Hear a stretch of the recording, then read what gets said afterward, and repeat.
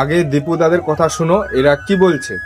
আমাদের ভিডিও এইভাবে কেটে কেটে ফেসবুক প্রোফাইল পেজ বা ইউটিউবে ছাড়ছো, দয়া করে তারা আর এরকম ভিডিও ছাড়ো না, কারণ আমাদের খুবই সমস্যা হচ্ছে, এত সমস্যা হচ্ছে মানে কাজ করাই মুশকিল হয়ে যাচ্ছে। হ্যাঁ, এটা একদম ঠিক কথা বলেছে দীপু দারা, যে একটা কন্টেন্ট ক্রিয়েটর জানে যে একটা ভিডিওর পিছনে কত পরিশ্রম, রাত দিন এক করে দিয়ে তারপরে একটা তাগড়া কন্টেন্ট বার করে ওই কন্টেন্টটাতে আবার ভিডিও শ্যুট করতে হয়, আবার স্টেপগুলো মিলাতে হয়, মানে অনেক পরিশ্রম করে তারপরে ওই একটা ভিডিও মানে তৈরি হয়। আর তৈরি হয়ে তারপরে এরা ফেসবুকে আপলোড করে। আর কিছু কিছু লোক এদের ভিডিও নিয়ে কি করে দেখো এরা কি বলছে।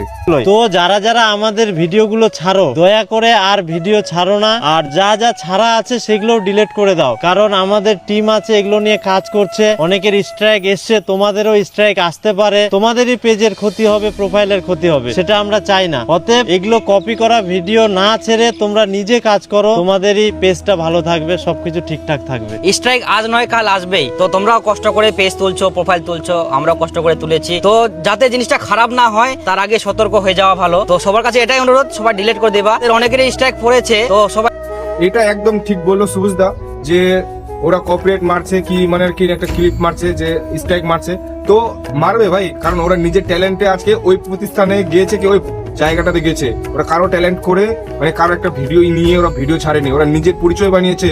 আর তোমরা কি করছো, মানে ওর ভিডিওগুলো নিয়ে তোমরা হচ্ছে তোমাদের প্রোফাইলে ছাড়ছো, আর তোমরা বলছো যে এত পরিশ্রম করার পর, হ্যান্ড করার পর, মানে ওদের এদেরকে আবার শোনাচ্ছ, মানে এটা কি ভাই, তোমার তো ট্যালেন্টে নাই, সে কারণে তুমি লোকের